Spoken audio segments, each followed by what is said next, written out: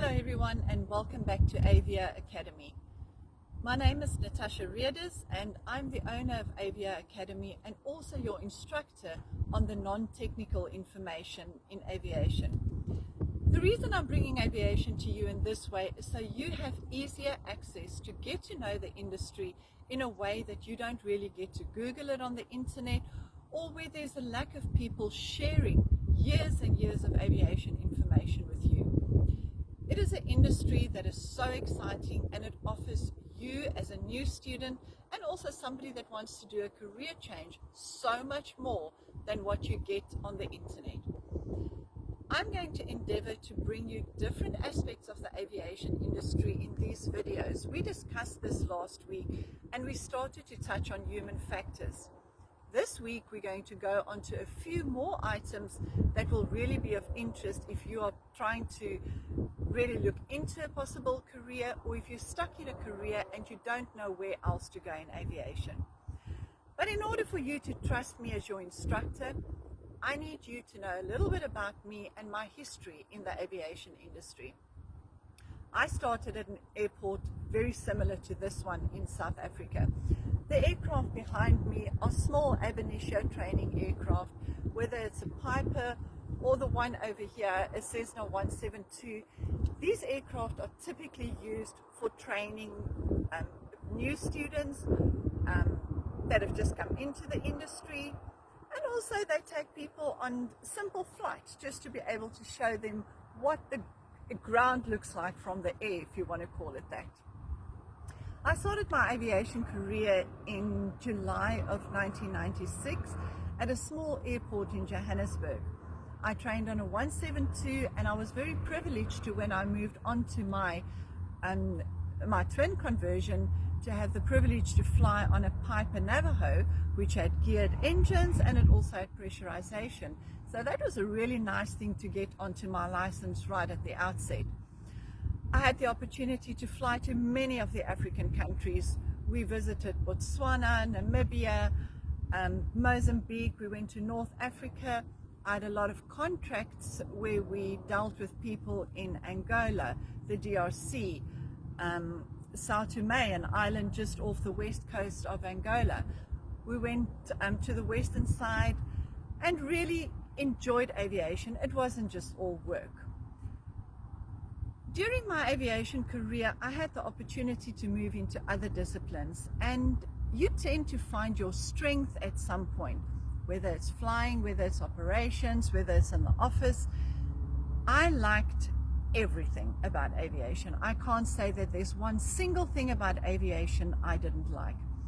In 1998, I became the Vice President for the Helicopter Association in South Africa, and one of the portfolios that I looked after was the 911 helicopter dispatch from Midrand.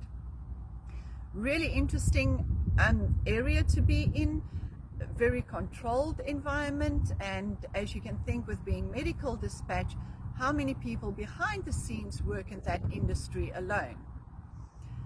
Other than that, I've had extensive experience in the charter industry. I was also very fortunate to find jobs and heading up the charter industry in some of the biggest charter aviation companies in South Africa. I moved from one to the other to gain extensive experience, and I became an operations specialist. Now, what does that mean? An operations specialist is somebody that understands all the mechanics behind making this aeroplane fly with passengers. And I'm not talking about airline, I'm talking about charter. Charter is a private aircraft that gets booked for private passengers, sometimes sports teams, private individuals, businessmen, or just people that can afford to make use of that kind of aircraft to go on vacation. Behind the scenes of that, if it's an aircraft that leaves the country, we have to make proper arrangements for fuel. We need to make sure that every passenger is on the manifest. We need to make sure that their passports are in control or current. We get passport control to come and check those passengers' passports. So it's not as stringent as the commercial airline airports. It's a far more relaxed environment. But we are ultimately responsible for the safety of that passenger. We need to make sure our insurance is in place. I need to make sure that the fuel that they pick up at their destination is booked long in advance, so if they get to a remote destination, the aircraft is not stuck there without fuel. We make sure that the passengers have catering on board and just have an all-round VIP experience. I absolutely love charter, and we will bring that to you. Further on in my career, I had great opportunity to travel some more.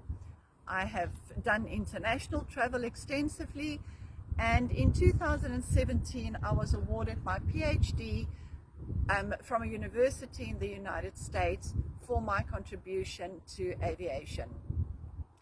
In 2012 I also wrote a book that gives you a little bit information on what happened in the aviation industry historically. I was a slight whistleblower on the industry because so much of what happens negatively in the industry is a result of human factors. It's a result of people breaking the law. It's a result of people flying illegal. All of those things really sparked for me to bring a little bit more information as to how those things can be curbed in the industry. Later in 2017, I moved my family to Nigeria, a North African country. Although Nigeria is absolutely filled with poverty and so much criminal activity, the aviation industry is absolutely rife. It is such a big industry. It is an industry that is so untapped, but again, it is the corruption that makes this industry extremely dangerous. Many pilots go to North African countries to build their hours and to help them with their career paths eventually into an airline. I now live in the United States, where I'm trying to revive aviation from a non-technical perspective. The industry is growing. COVID really set us back for a very, very long time. But the airlines are expanding, private flying is expanding, and there's going to be a constant need, not just for pilots and cabin crew in the cabin and in the cockpit, but a definite ground support need. And I'm hoping that you would trust me to bring all that information to you, again, in an unscripted, personal manner. Thank you for joining me at Avia Academy, and I look forward to bringing all these videos to you as time goes on. And as